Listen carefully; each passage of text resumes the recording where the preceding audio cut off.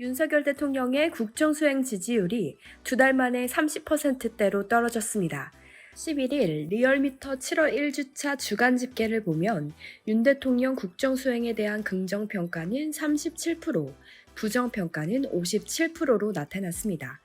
6월 말부터 시작된 데드크로스 현상은 7월 들어 격차가 더 벌어지고 있습니다. 특히나 긍정평가가 30%대로 떨어진 것은 취임 후 처음 있는 일입니다. 이번 조사에서 눈여겨볼 점은 국민의힘 지지율보다 윤 대통령 지지율이 낮다는 것입니다.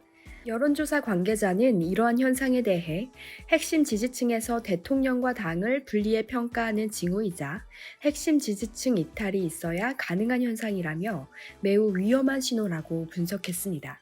먼저 지난 8일 국민의힘 이준석 당대표의 징계 결과와 이와 관련한 일련의 일들이 가장 큰 원인으로 보입니다. 특히 이 대표의 지지 기반인 20대 연령대에서 하락폭이 무려 12.9%로 높게 나타난 것만 봐도 알 수 있는데요. 실제로 FM코리아 등 커뮤니티를 살펴보면 이준석 대표를 지지하던 이들이 대부분 윤 대통령의 비토 세력으로 돌아선 것을 확인할 수 있습니다. 윤 대통령에게 정말 실망했다. 원래 그런 사람이었던가?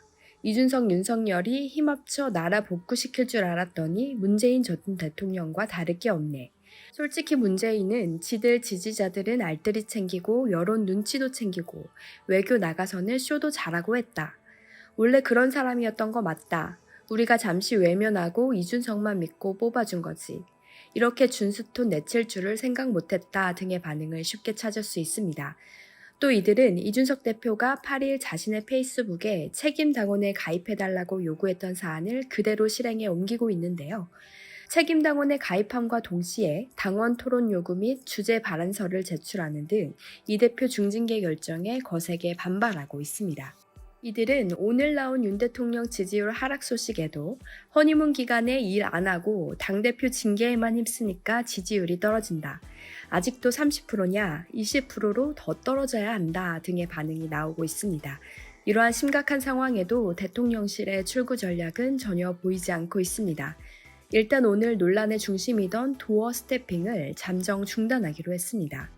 코로나 바이러스 확산에 따른 조치라고 설명했으나 정제되지 않은 윤 대통령의 말들과 계속되는 지지율 하락 현상 또한 원인이 된 것으로 보입니다.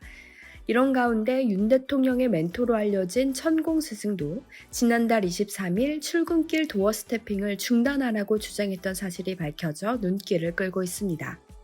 변희재 미디어워치 대표는 지난 6월 말 대한민국 권력 서열 1위 천공이 윤석열에게 도어 스태핑 때려치우라 호통을 쳤다며 천공 말만 잘 듣고 있으면 누구나 윤석열 부부의 행보를 예측할 수 있다고 비꼬았습니다.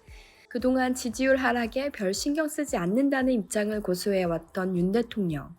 계속되는 지지율 하락에 어떤 입장을 보일지 관심이 집중되고 있습니다. 시청해주셔서 감사합니다.